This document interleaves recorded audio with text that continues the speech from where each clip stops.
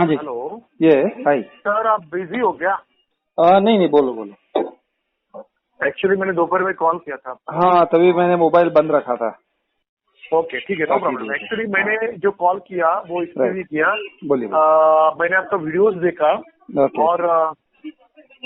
और अभी क्या है, मैं फ्लैट देख रहा हूँ मेरे खुद के लिए, क्योंकि काफी टाइम से, अभी काफी साल हो गए मुंबई में मुझे। मेरा खुद का कुछ भी नहीं है यहाँ पर, तो मैं उसके लिए कोशिश कर रहा हूँ। ओके। तो पहले चीज तो आपने ये जो वीडियोस बनाना शुरू किया उसके लिए थैंक यू सो मच। हाँ, सो मैं कोशिश कर रहा हूँ कि मैं एक छोटा सा 2 BHK फ्लैट मैं ले लूँ। तो 2 BHK का जो फिलहाल जो रेंज है, मैं पलाव में गया था तो उन्होंने कोशिश करके देखा, तो वो देखा उन्होंने, तो उनको देखा, समझ में आया कि मेरा उतना कैपेसिटी नहीं है, तो उन्होंने फिर वो ये कर दिया। फिर मैं ये जो रूनवाल माई सिटी है उसमें मैं गया था, तो उन्होंने देखने के बाद वो बोले, अभी मुझे लगता है 1 महीना हो गया उसमें जाके मैं, तो वो देखा तो 46 लाख मुझे लोन सैंक्शन हो सकता है, ऐसा उन्होंने देखा।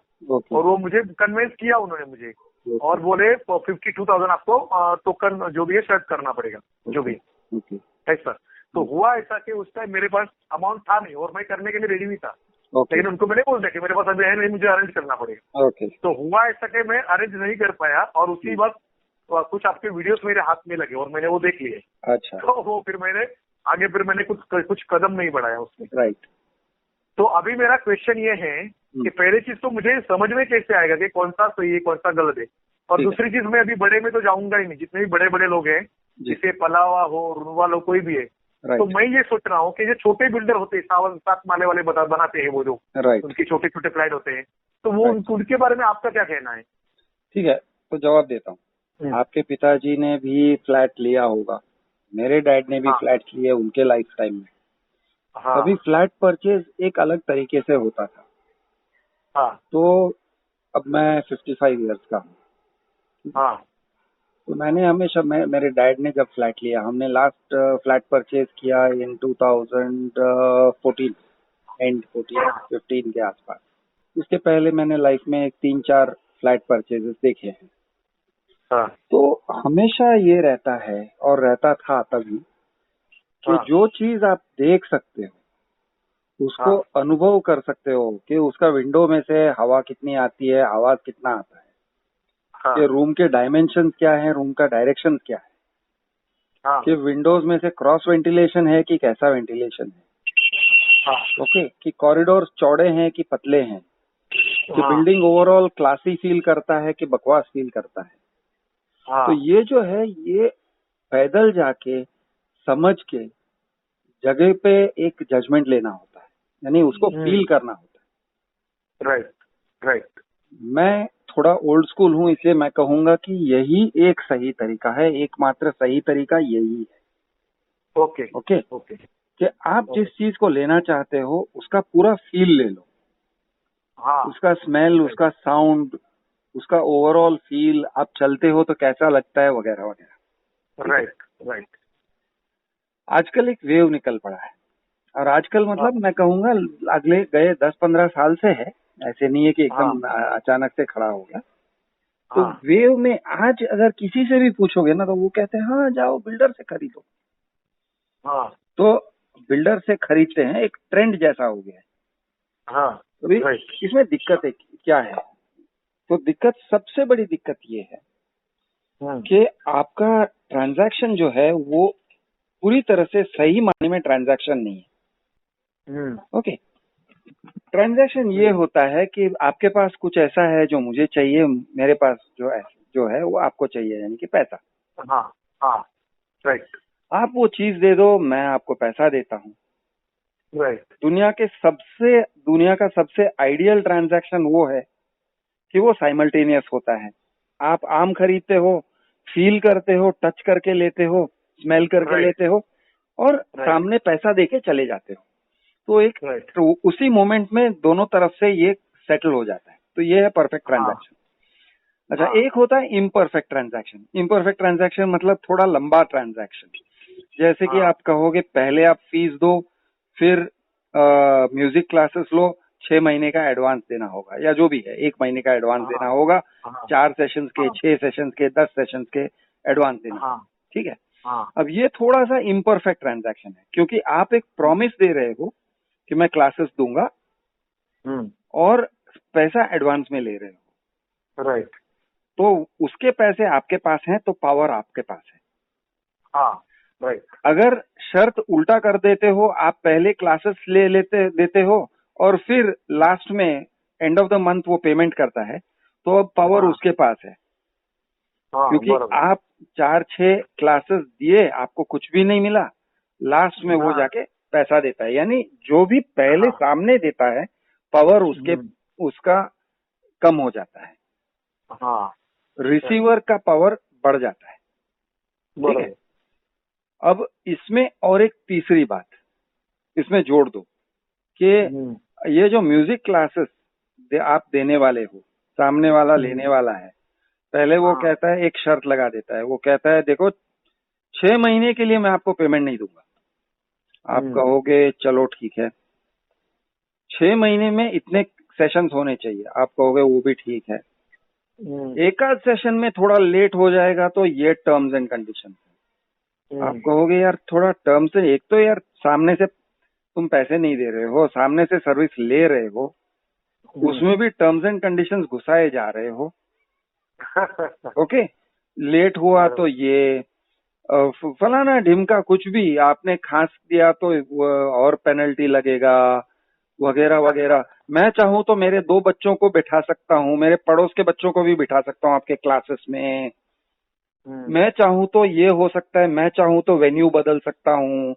तो यानी उसके टर्म्स एंड कंडीशन बदलते जाते हैं, बढ़ते जाते हैं, बढ़ते जाते हैं। एक पॉइंट ऐसा आता है जहाँ पे आपको पता चलता है कि ये सारा ट्रांजैक्शन कुछ गड़बड़ है, यहाँ पे ट्रांजैक्शन बहुत गड़बड़ है, क्योंकि टर्म्स एंड कंडीशंस इतने सारे बढ़ गए हैं कि अब नॉर्मल नहीं रहा, ये ट्रांजैक्शन अब नॉर्मल नहीं रहा, ये कुछ और हो गया। ओके, और वैसे टर्म्स एंड कंडीशंस ही इतने हो गए हैं कि थोड़ा इंसल्ट भी हो रहा है यहाँ पे। ओके, अपनी बेइज्जती की जा रही है। इतने सारे टर्म्स एंड कंडीशंस हैं कि यहाँ पे बेइज्जती हो रही है, यहाँ पे ये बराबरी का रिश्ता नहीं है। प्लस अगर इसमें और एक चीज जोड़ दिया जाए कि पार्टी इतनी बड़ी है, जैसे कि मिनिस्टर, कि अगर उसने आपके साथ चीटिंग कर भी दिया तो कल आप उसके सामने चिल्ला भी नहीं सकते हो। आप चिल्लाओगे तो सीधा उसके सिक्योरिटी वाले उठा के आपको बाहर फेंक देंगे। बराबर, करेक्ट। ओके, तो यार टर्म्स एंड कंडीशंस भी उसका, पावर भी उसका, हर चीज उसका। बराबर। और अपना क्या, सिर्फ देना और देना और देना और देना, और लास्ट में अपने को मिलेगा। तो आप बोलोगे ये ट्रांजैक्शन एक बहुत गड़बड़ वाला ट्रांजैक्शन है, करेक्ट? इसी कारण से मैं कहता हूं कि बिल्डर से कि इवन रेडी पोजीशन लेना, इवन रेडी पोजीशन हो, रेडी पोजीशन भी आप अगर लेते हो तो भी बहुत गड़बड़ वाला ट्रांजैक्शन है, क्योंकि आप एक बार उनके एप्लीकेशन फॉर्म, क्योंकि आपको एप्लीकेशन फॉर्म भरना पड़ता है। हाँ, राइट। आपको पहले टोकन स्वाइप करना पड़ता है। हाँ। एप्लीकेशन फॉर्म में क्लियर कट लिखा है कि आपने टोकन दिया है लेकिन फ्लैट आपका नहीं हुआ, आप अप्लाई कर रहे हो फ्लैट के लिए। हम आपको अलॉटमेंट लेटर देंगे तब जाके भी आपका फ्लैट नहीं हुआ, वो फ्लैट आपका नहीं हुआ। आप पूरा पेमेंट 100% पेमेंट जब जाके करोगे, 50 लाख रुपीस पेमेंट कर दोगे, लास्ट पैसा जब हमारे पास आएगा और हम आपको पोजीशन के लिए बुलाएंगे, तब जाके फ्लैट आपका होता है और हम आपको पोजीशन लेटर देंगे। तब तक हम कैंसिल कर सकते हैं। आपने 99% भरा है लेकिन 101% बाकी है और कोई भी डिस्प्यूट अगर कर दिया आपने पेमेंट नहीं दिया, तो हम आपको लेटर लिखेंगे, नोटिस देंगे, भाई साहब ये 1% बाकी है, दे दो। आप कहते हो नहीं नहीं नहीं ये प्रॉब्लम है, इश्यू है, पहले सॉल्व करो। दूसरा नोटिस भेजेंगे, तीसरा नोटिस भेजेंगे, पूरा एग्रीमेंट कैंसिल कर देंगे। ऐसे सब टर्म्स एंड कंडीशंस में लिखे हुए होते हैं। यानी अग्रीमेंट करने के बाद, रजिस्टर्ड अग्रीमेंट करने के बाद भी आपका टाइटल नहीं बनता है। 99% क्या, इवन 100% देने के बाद भी आपका टाइटल नहीं बनता है। क्यों? क्योंकि वो बोलेगा नहीं, सोसाइटी फॉर्मेशन चार्जेस दो, लीगल चार्जेस दो, तुमने लेट दिया था, उसका ये पेनल्टी था, वो तुमने नहीं दिया है, ये दे दो वो दे दो। ठीक है, तो ये क्या है, ये एक बहुत one sided terms and conditions है। अब आप कहते हो नहीं यार लेकिन फ्लैट बड़ा अच्छा है। तो मैं कहता हूँ यार अपने इज्जत की थोड़ा तो ख्याल करो यार। कुछ भी नहीं है तो अपना इज्जत का तो ख्याल करो कि आप इंसान हो या कुत्ते हो यार। बराबर। क्यों बिल्डर के पास जा रहे हो और ये सब? नहीं, अगर ऐसा हुआ कि आपको बाद में पता चला था तो मैं एक बार कह देता यार उसने आपके साथ चीटिंग किया, आपको पहले लगा कि बहुत सही ट्रीट करेगा, बाद में चल के पता चला कि वो आपको मिसट्रीट करने वाला है, लेकिन तब तक आप ऑलरेडी अंदर चले गए थे। ठीक है, बराबर। मोस्ट पीपल ऐसे ही कहते हैं, लेकिन मैं आपसे कहता हूँ भाई साहब, आपने अगर एप्लीकेशन फॉर्म पढ़ने का तकलीफ भी अगर किया होता और रेरा पे ऑलरेडी अग्रीमेंट फॉर्मेट है, वो पढ़ने का तकलीफ भी अगर कर लोगे, एक बार नजर मार लोगे, ओके, और थोड़ा सा एक मुझे जैसे आप मुझे फोन कर रहे हो, फोन करके पूछ लो ना, देखो क्या होता है, एक बार साथ में अग्रीमेंट फॉर्मेट पढ़ लेंगे तो आपको पता चलता कि बिल्डर सामने से पहले से कह रहा है कि तुम्हारे ऊपर ये है वो है फलाना टिमका, ये कंडीशन वो कंडीशन, और ये सब तुम पूरा करके आओगे 1 2 3 4 5 6 7 8 9 200 कंडीशंस पूरा करके मेरे पास आओगे और खत्म करोगे, तब जाके मैं आपके ऊपर मेहरबानी करूंगा कि मैं आपको फ्लैट दूंगा। ये होता है बिल्डर का कंडीशन। तो इसलिए मैं आपसे प्लेन एंड सिंपल पूछ रहा हूँ। दूसरे तरफ क्या है, दूसरे तरफ सेकंड सेल वाला बंदा, सेकंड सेल वाले ने कोई टर्म्स एंड कंडीशंस नहीं डाला है, वो आपके जैसा ही बंदा है। आपका लॉयर को बोलो टर्म्स एंड कंडीशंस लगाने को, आप सामने टर्म्स एंड कंडीशंस लगा सकते हो, ये दिन को खाली करके दोगे, फलाना ढिमका जो भी आपका है लगाओ ना। वो भी आपको बोलेगा अपना टर्म्स एंड कंडीशंस, आप पेमेंट इस तरह से करोगे, वो कैश चेक चाहता है या जो भी चाहता है वो बोलेगा। मैं ये नहीं कह रहा हूँ कि कैश डीलिंग में जाना चाहिए, नहीं जाना चाहिए, लेकिन जो भी है वो सामने से बोलेगा, आप आपस में तय करोगे, आप बराबरी वाले पार्टी को, बराबर, राइट। तो सबसे बड़ी बात मैं यही कह रहा हूँ आपसे कि आपका अगर बजट 40 लाख का है तो प्लीज आप सेकंड सेल में जाइए, आप इन्वेस्टर से लीजिए। आपको कोरा फ्लैट चाहिए ना, सपोज आपको कोरा फ्लैट चाहिए कि भाई कोई इस फ्लैट में रहना नहीं चाहिए मेरे पहले, ठीक है, वो डिमांड डाल दो ना, एस्टेट एजेंट को बोल दो कोरा फ्लैट चाहिए लेकिन मैं इन्वेस्टर से लेता हूँ। है इन्वेस्टर, उन्होंने फ्लैट लेके रखे हैं, उनको बेचना है, उनको बायर नहीं मिल रहा है क्योंकि सारे बायर बिल्डर के तरफ भाग रहे हैं, मोहित होके भाग रहे हैं, या फिर नहीं भाग रहे हैं तो उनको भगा के ले जा रहे हैं एस्टेट एजेंट। एस्टेट एजेंट्स इसलिए लेके जा रहे हैं क्योंकि उनको बहुत आसानी से उनका कमीशन मिल जाता है, लो हैंगिंग फ्रूट है तो लेके जाते हैं। तो आप थोड़ा लो हैंगिंग, आपको क्यों लो हैंगिंग फ्रूट बनना है? आप बोलिए नहीं मुझे सिर्फ इन्वेस्टर फ्लैट दिखाओ, आप जाइए देखिए, नजर मारिए, एक्चुअल फ्लैट के अंदर खड़े रहिए, देखिए हवा कैसा है, नजारा क्या है,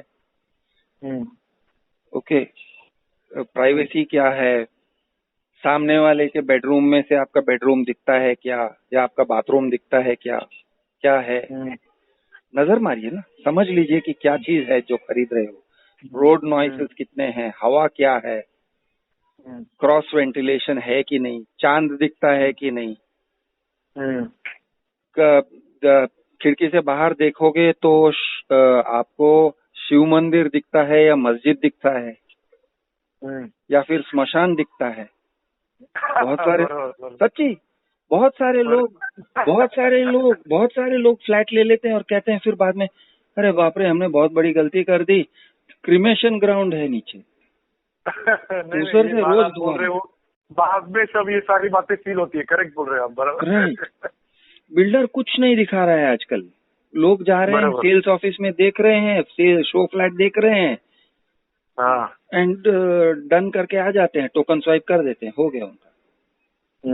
तो आप ये सब फैक्टर्स देखो ना, आपको दुखी होना है बाद में अगर आप सुपरस्टिशियस हो, मैं नहीं हूँ, लेकिन मैं जरूर कहूंगा कि नहीं, स्मशान में के पास नहीं रहना चाहता हूँ। I don't want to inhale smoke यार, और वो भी स्मोक किसका, ह्यूमन बॉडीज का। थैंक यू, बराबर, थैंक यू। नहीं चाहिए, मुझे नहीं चाहिए। मुझे नहीं देखना है रोज के कोविड कितने लोगों को लेके गया और नीचे रोना धोने की आवाज और ये सब नहीं देखना है भाई। बराबर। तो ऐसे सब ये हो जाता है। ओके। या फिर नाले पे फ्लैट बेच देते हैं यार, गंदी नाली जहाँ पे से मॉस्किटो निकलता है उसको बेच देते हैं। मार्श, मैंग्रोव्स के पास में से फ्लैट बेच देते हैं, बाद में मच्छर सहते पूरी जिंदगी निकालो। बराबर। मतलब ये सब थोड़ा तो कंट्रोल कर सकते हो यार आप।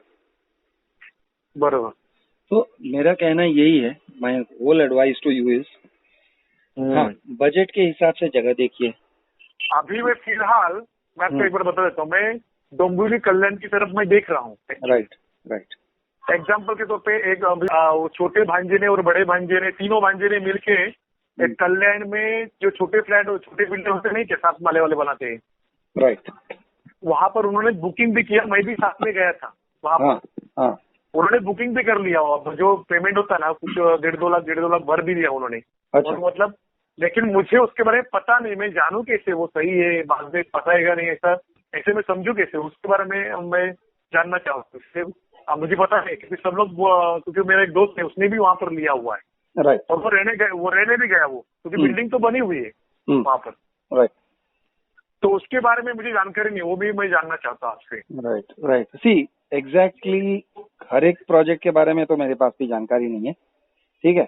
कुछ प्रोजेक्ट के बारे में मेरी जानकारी है, जहाँ पे मैं गया हूँ, देखा है, घूमा हूँ वगैरह। तो मैं हर एक जगह पे तो जा नहीं सकता हूँ, लेकिन मैं उसको एक तो रेरा पे स्टडी कर सकता हूँ, उसका टाइटल वगैरह स्टडी कर सकता हूँ, और बेसिकली आपके ऊपर टर्म्स एंड कंडीशन, तो टर्म्स एंड कंडीशन क्या है वो बता सकते हैं। तो एक आपके दिमाग में एक बात आपको उतार लेना चाहिए कि ये जो है ना, आप ये एक चीज नहीं है, ये 2 चीजें हैं।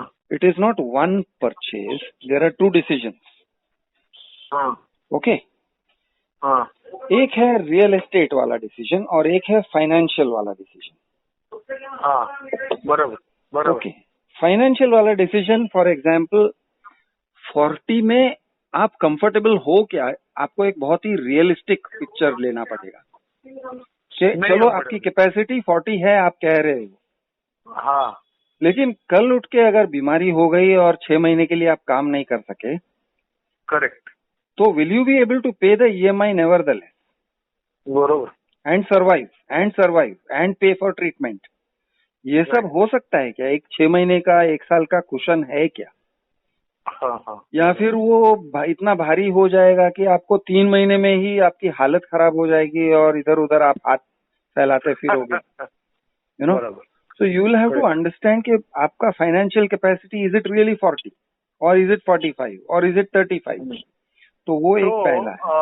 उसमें मैंने ये सोचा है, मैं आपको थोड़ा बता देता हूँ, क्योंकि मैंने बड़े बड़े में जहाँ पर गया तो ये सोच के ही एक्चुअली मैं बड़े वाले में जाना नहीं चाहता, क्योंकि उनका रेट इतना ज्यादा है। समझो जैसे फिलहाल जो 46 में रनोवाल माई सिटी में उन्होंने डन किया, मतलब वो कर रहे थे 2 BHK, तो मेरे को वो बहुत भारी पड़ने वाला था अगर मैं करता भी था तो, क्योंकि मेरे को जमने वाला था। तो मैं फिलहाल क्या सोच रहा हूँ कि जो छोटे बिल्डर्स होते हैं जिनका 7 माले का बिल्डिंग होता है, तो उनके पास कैसा है, अभी मैंने देखा था गए साल में लॉकडाउन के पहले, तो वो 2 BHK था और उसका कुछ 23-24 लाख हो रहा था उसका, है ना, छोटे साइज वाले है वो। तो छोटे बिल्डर की बनाई हुई प्रॉपर्टी में आप ले लो ना, लेकिन सेकंड सेल। हाँ, तो बनाए हुए हैं उनके पास। नहीं, लेकिन सेकंड सेल, मैं सेकंड सेल इंसिस्ट कर रहा हूँ, क्योंकि आप डायरेक्ट बिल्डर से ले रहे हो। कोई किसी ने ले चुका होगा ऐसा? हाँ। अच्छा, ओके। लेकिन रेडी पोजीशन होना चाहिए, रेडी पोजीशन। अभी वहाँ पर अंडर कंस्ट्रक्शन नहीं होना चाहिए। मेरा अभी भांजे लोगों ने लिया ना, वहाँ पर रेडी पोजीशन है।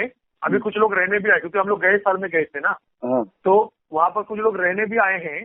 लेकिन जिस तरह आपने बोला कि उसके बाजू में काफी बड़ा नाला है, ऐसा है, तो अभी मेरा माइंड से वो निकल गया, क्योंकि आपने बताया ना, तो वो बात बराबर है कि कहा ना एकदम नजदीक तो नहीं है, लेकिन वो नाले का तकलीफ तो हो ही सकता है फ्यूचर में। राइट। इसके लिए उसको मैं कैंसिल करके मैं सोच रहा हूँ कि जिस तरह आपने बोला वो मेरे दिमाग में बैठ गया, क्या क्या देखना चाहिए वो समझ में आ गया हमसे। तो वो देख के मैं सोच रहा हूँ छोटे बिल्डर के पास रेडी में जो रेडी पोजीशन पे है वो मैं ले सकता हूँ फिर, इसका मतलब।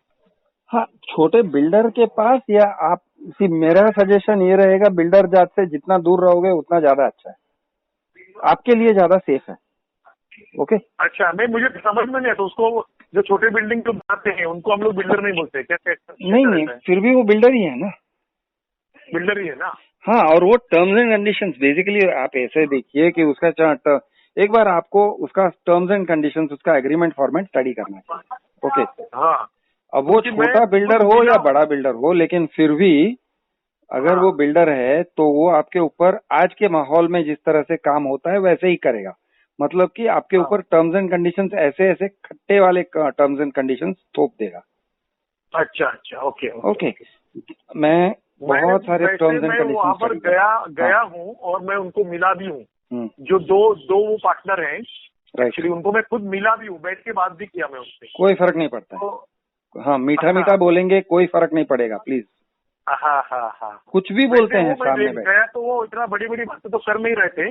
जिस तरह मैं रुनवाल में गया, पलावा में गया, वैसी वहाँ पर बातें नहीं हो रही थी। वो एकदम नॉर्मल मेरे को लगा, एकदम मतलब जैसे बोलते हैं ना अहंकारी होते हैं, वैसे मेरे को लगा नहीं उसमें। लगा नहीं, लेकिन वो अच्छी बात है, वो अच्छी बात है। Definitely better than dealing with Runwal, ये भी मैं मानूंगा, या रुनवाल या लोधा या जो भी है।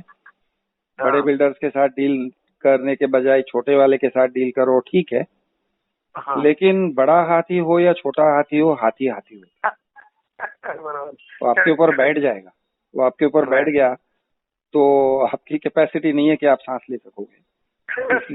बहुत केयरफुल रहना पड़ता है इसमें, क्योंकि मुझे रोज 1 2 3 ऐसे कॉल्स आते हैं कि मैंने एडवांस दिया था इतने का, फंस गया है। कोई कहता है मैंने इतने पैसे दिए हुए हैं, मेरे हस्बैंड मर गए, मैंने एडवांस दिया हुआ था, कोविड से मर गए, ये लोग मेरा एडवांस लौटा नहीं रहे। ओके। हमारा बिजनेस फेलियर हो गया, मेरा एडवांस लौटा नहीं रहे। एग्रीमेंट कुछ नहीं हुआ है, पेपर वर्क कुछ भी नहीं हुआ है, ऐसा कोई बंधन नहीं है। ओके। लेकिन मैंने एडवांस जो दिया था वो लौटा नहीं रहे। कुछ लोग का ऐसा है, मैंने पूरा एग्रीमेंट किया था। कुछ लोग ऐसे हैं, वकील हैं, खुद वकील हैं। ओके। उन्होंने कुछ इंडिसेंट अमाउंट 9 करोड़ 10 करोड़ ऐसा कुछ बड़ा तगड़ा अमाउंट दिया हुआ है। अरे बाप रे। ओके। बिल्डर को अभी वकील हैं, वकालत में थोड़ा काला धंधा सफेद धंधा सब मिक्स था। बिल्डर के ऊपर भरोसा किया, थोड़ा ब्लैक एंड व्हाइट दिया। अब बिल्डर ने उनको ऐसे पकड़ लिया है, पैसे लौटाने को तैयार नहीं है। और this people at builders mercy. अगर बिल्डर मना कर देगा तो उनका 3-4 करोड़ का तो ऐसे ही नुकसान हो जाएगा। बिकॉज कौन सा पैसा भाई, कहाँ का पैसा तुमने, अगर कैश को वो मान्य ही नहीं करेगा तो तुम कहाँ के रहे। बराबर। तो ऐसे ऐसे डील्स में फंसे हुए लोगों का मुझे कॉल आता है। Please trust me on this. अच्छे और बिल्डर्स, मैं ऐसे लोगों को जानता हूँ, बिल्डर्स को, जो लोगों को भाई बंधु चाचा मामा डैडी मम्मी बोल के आंटी अंकल सब करते हैं और आपका फैमिली हिस्ट्री याद रखेंगे। अरे आपके डैडी यहाँ पे थे ना, अब कैसे हैं, आपके यहाँ रह रहे हैं या आपके बहन के यहाँ रह रहे हैं, सब साले सवाल करेंगे। आपको लगेगा कितना प्यारा बच्चा है ये। ओके। लेकिन ऐसे ऐसे लोगों को निगल गया, वो इतने सारे लोगों को निकल गया है कि मुझे पता चलता है कि भाई इन पे भरोसा मत करो यार, बहुत डेंजरस लोग हैं ये लोग, रिश्ता भी जोड़ देते हैं आपके साथ। मेरे को एक बात समझ में नहीं आई कि इन्होंने इतना बड़ा खर्चा करके टॉवर खड़ा किया हुआ है और अगर ईमानदारी से उनको बेचना नहीं तो ये फिर के कर क्यों रहे, इतनी मेहनत इतना फालतू में खर्चा क्यों कर रहे, मेरे को समझ में नहीं। नो सर, ये बहुत बड़ी अच्छा सवाल पूछा आपने। देखो ऐसा है, इनके बिजनेस में 2 पार्ट हैं। अगेन एक पार्ट है ये बुकिंग अमाउंट जब्त करना, अर्नेस्ट मनी जब्त करना। ओके। या फिर अग्रीमेंट का बड़ा हिस्सा लेने के बाद, यानी कि आपका 50 लाख का अग्रीमेंट है तो 25 लाख, 30 लाख, 40 लाख लेने के बाद उसको जब्त करने निकल जाना। आप सोचो, आप सोच भी नहीं सकते हो। किसी ने 80% पेमेंट किया है और वो कहता है कैंसिल करता हूँ, चलो ठीक है मेरा टोकन ले लो 10%। तब बिल्डर क्या कहता है मालूम है? नहीं तुम कैंसिल ही नहीं कर सकते हो, कहता है। अरे भाई मेरा पूरा मेरी नौकरी चली गई है। हाँ मैंने 40% दे दिया है, 50% दे दिया है, 10% काट के रख लो, मैं कह रहा हूँ सामने से, मेरा बुकिंग अमाउंट रख लो तुम प्लीज, बाकी का रिटर्न कर दो, इंटरेस्ट के साथ भी नहीं, प्लेन। तो बिल्डर मना कर रहा है, नहीं नहीं नहीं नहीं नहीं नहीं, नहीं कोई बात नहीं होगी, तुम्हारा डील कैंसिल ही नहीं होगा। अरे कैंसिल नहीं होगा ऐसे कैसे हो सकता है यार, मेरा जॉब लॉस हो गया, मैं आगे नहीं बढ़ सकता हूँ यार। हाँ बराबर। तो वो कहता है देखो ऐसा होगा, सब कुछ एंड होने के बाद, मेरा 2024 का पोजीशन डेट है, 2024 में मेरा अगर प्रोजेक्ट कंप्लीट हुआ तो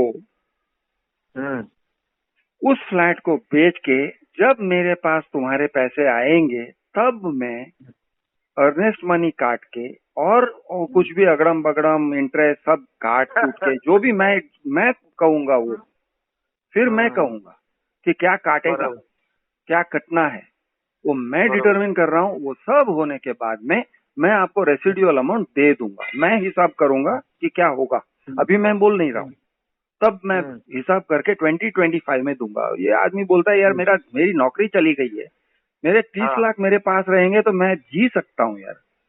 बराबर। वो बोलता है नहीं नहीं नहीं ऐसा कुछ भी नहीं। ऐसे सब फंसे हुए लोग हैं। ओके हाँ लेकिन मैं वही तो ये जो करते हैं ना, ये बिल्डिंग खड़ा करते हैं ना, ये बिल्डिंग खड़ा करके उनका 2 बिजनेसेस है। एक बिजनेस बिल्डिंग को बेचना, ऑब्वियसली प्रोजेक्ट को बेचना, फ्लैट को बेचना, ये एक बिजनेस। दूसरा बिजनेस ऐसा सब मलाई आते रहेगा वो खाना। हाँ ये टोकन खाओ। लेकिन ये तो जो चीटिंग कर रहे हैं, ये चीटिंग 100% चीटिंग है, उसमें नो डाउट।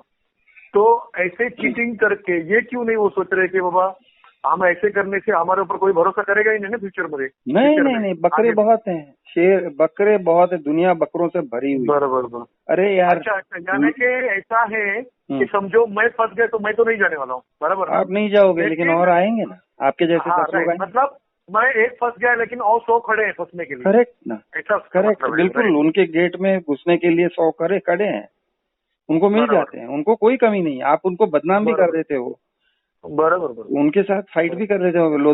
लोधा का मैंने दुकान बंद तो नहीं करवाया ना। लोधा के बारे में 2 साल से चल रहा है मेरा यूट्यूब चैनल, 2019 से चल रहा है मेरा यूट्यूब चैनल। सबसे अच्छा काम शुरू किया है, सच बोल रहा हूँ आपको दिल से, जो आपने शुरू किया ना। मैं कल परसों प्रार्थना भी कर रहा था मैं आपके लिए कि आप उसको जो भी है आप इस तरह आपके माध्यम से लोग और भी सावधान हो जाए। और मैं ये भी प्रार्थना कर रहा था कि आप सुरक्षित रहे, क्योंकि कोई भी हो सकता है आपके विरोध में कुछ गलत कदम उठाए, क्योंकि बोल नहीं सकते ना ये जमाने में क्या हो सकता है। तो मैं पर्सनल प्रे भी कर रहा हूँ आपके लिए, मैं उस बात के लिए। Thank you. तो इन लोगों का दुकानदारी चलते रहता है। वो लोग बड़े बड़े हाथी हैं, आप उनके स्केल तक नहीं पहुंच सकते हो। मैं आपका हित में कह रहा हूँ, मत करो उनके साथ, कोई भी बिल्डर के साथ, चाहे वो आप छोटा बिल्डर बोलते हो, बिल्डर के साथ डीलिंग में मत उतरो। या दूसरी तरह से कहता हूँ, बचपन में आपने गोटी खेला है? कंचे, मार्बल्स खेलते थे ना? नहीं बस जमीन में बैठ के ऐसे गोटी शूट करते हैं एक से दूसरे। राइट। ठीक है, तो बचपन में कुछ गेम्स ऐसे होते हैं जहाँ पे मैं जीत जाऊंगा तो मैं ये गब्बी में से सारे गोटी उठा के मेरे पॉकेट में रख लूंगा। राइट। तो जो और कभी कभी बहुत सारे ऐसे मैंने छोटे बच्चे देखे, मैं भी ऐसा था, उनमें से था, जो अपने से ज्यादा शाणे बच्चों के साथ खेलते हैं। ओके, 3rd स्टैंडर्ड के बच्चे 6th स्टैंडर्ड के बच्चे के साथ खेलने बैठते हैं। अगर बैठा तो वो हार जाएगा, इसके सारे मार्बल्स उसके जेब में चले जाएंगे। इसीलिए मैं कहता हूँ भाई 6th स्टैंडर्ड के बच्चों के साथ मत खेलो। हम लोग 3rd स्टैंडर्ड के बच्चे हैं, 6th स्टैंडर्ड 7th स्टैंडर्ड बच्चों के साथ मत खेलो, हार जाओगे तो आपका सब कुछ लेके जाएंगे वो लोग। तो अपने से बहुत ज्यादा शातिर लोगों से ऐसा डीलिंग नहीं करना चाहिए। ओके, ये लोग बहुत ज्यादा। अभी तो मैं बड़े वालों के पास जाने वाला ही नहीं हूँ। मुझे छोटे वाले के पास भी मत जाओ, छोटे वाले के पास। मेरे पास 6 से 7 कॉल आए थे मेरे को, 6 से 7 कॉल उसी के लिए। गोदरेज से आए थे, राइट। फिर लोधा से भी आया था दूसरी जगह से कॉल, और उनके अलग अलग भी है ना, एक ही के 2 पार्ट भी है उनके, तो वो हाँ ना, बहुत सारे प्रोजेक्ट हैं, बहुत सारे। लोधा के अपर थाने हैं, हमारा है अपर थाने, हमारा बहुत है। करेक्ट। तो यही है, तो मैं क्या बोल रहा हूँ, उनके आते रहेंगे, आप मत जाओ, उनके आते रहेंगे। नहीं, मैं अभी जाने वाला ही नहीं हूँ। कहीं से भी कितना भी प्रेशर में आपको ये नहीं सोचना चाहिए, अरे चल एक बार जाके देख लेते हैं क्या होता है। वो ही टेम्पटेशन में आ जाते हैं लोग, वो लोग है ना। अरे सर, जजमेंट तो आपको लेना है, वो खुद सामने से कहेंगे, सर आपका जो भी ऑब्जेक्शन है, we will answer all your problems. Okay, आपको ही करना है ना, कोई जबरदस्ती नहीं है सर। आप वहां पहुंचोगे ना, तो वो आपके जजमेंट को इतना घुमा देंगे, आपको खुद लगेगा नहीं आज अच्छा आइडिया, अरे अच्छा हुआ, मेरा नसीब अच्छा था कि आज मैं आ गया। बोले मेरा लक, गुड लक है कि मैं यहाँ पे हूँ, आज स्वाइप कर देता। आपका रात में ही सुना आपका ये आपने बोला ना, आपने बहुत ही अच्छा वीडियो हिंदी में बना के डाला, वो अच्छा किया, क्योंकि मैं खुद इंग्लिश ज्यादा नहीं समझता हूँ। तो मैंने आपका हिंदी वाला देखा पूरा, और 2-3 दिन से मैं आपका रात में सोने से पहले आपका ही देखता हूँ पहले, ताकि मैं थोड़ा नॉलेज हो जाए मुझे। राइट। तो बहुत ही बढ़िया नॉलेज आपने डाला हुआ है कि सावधान होने के लिए इंसान को वो काफी है जो आपने डाला हुआ है। और फ्यूचर में आप आगे डालते रहिए ऐसे ही, क्योंकि लोग जिनके नसीब में है वो आपके माध्यम से वो सावधान हो जाएंगे। राइट। मैं फिर से यही बोलूंगा कि जिसके ऊपर बोलते ना, जिसका सही नसीब होगा उसको आपका वीडियो मिल जाएगा। क्योंकि सबको मिलना पॉसिबल नहीं है, क्योंकि मैं ये समझता हूँ कि कुछ कहीं ना कहीं बोलते हैं ना कि अगर मैं भरोसा रखता हूँ गॉड पे और प्रे करता हूँ, तो वो कहीं ना कहीं से वो रास्ता मिल जाता है। तो आपने बोला बिल्डर को नहीं ये करना है, तो मैं अगर समझो छोटे बिल्डिंग में मेरे को लेना है, तो मैं कैसे करूँ फिर उसको? मत करो, मैं वापस कह रहा हूँ, छोटा बिल्डर या बड़ा बिल्डर मत करो। फिर भी चलो, आप कह रहे हो, आप जिद ही कर रहे हो, चलो करना ही है ना। जिद में मैं क्या बोल रहा हूँ, मुझे लेना है तो मैं कैसे ले लूँ, ऐसा पूछ रहा हूँ कहने का मतलब। हाँ, वही मैं कह रहा हूँ, वो लेना ही है तो कैसे लूँ, मैं कह रहा हूँ। तो पहले उसका एप्लीकेशन फॉर्म में टर्म्स एंड कंडीशंस क्या है वो पढ़ लो। हाँ। नहीं, अभी मेरी लाइफ जली, समझ में आया आपका मतलब, अभी मेरे को समझ में आया। आपका कहने का मतलब ये है कि ऑलरेडी किसी ने लिया हुआ है, उसके पास से मैं ले लूँ। यस, ऐसा ना? Yes please. Okay, correct, right. अभी मेरा समझा नहीं था मुझे, राइट। आपने बोला बिल्डर के पास से लेना ही नहीं है, राइट। तो ओके, अभी मेरे को बात समझ में आई, राइट। ओके। तो अब किसी में 1 साल 2 साल वो व्यक्ति रह चुका है कोई भी, राइट? करेक्ट। के बाद मैं उससे ले लूँ, उससे खरीदूँ, ऐसा कहना है आपका, बराबर ना? हाँ। मतलब फिर मेरा फंसने का चांसेस जो है वो बिल्कुल नील हो जाता है। हाँ, बिल्डर से फंसने का चांस नील हो जाता है। अभी केयरफुल रहो, बिल्डर से फंसने का चांस नील हो जाता है। लेकिन ऑफकोर्स सेकंड सेल में भी लफड़े लोचे होते हैं, तो वो भी थोड़ा संभालना होता है। फॉर एग्जाम्पल, आपको समझ के लेना चाहिए कि जो बंदा आपको फ्लैट दिखा रहा है, जो घर में रह रहा है, is he the owner. For example, वो ओनर नहीं है, ओनर का बेटा है, तो आपने ओनर के बेटे को टोकन दे दिया, और वो 1 नहीं 3 बेटे हैं, 3 में से 1 बेटा रह रहा है, उसको आपने टोकन दे दिया। चलो, आप थोड़ा एंथुजियाज्म में आके 2 लाख 5 लाख का टोकन दे देते हो। बाद में पता चलता है कि डैडी को बेचना नहीं था, बराबर। ओके, आप टोकन दे के बैठे हो, आप कहोगे मैंने डील किया है, वो बोलेंगे तुमने जिसके साथ भी डील किया है, आई एम दी ओनर।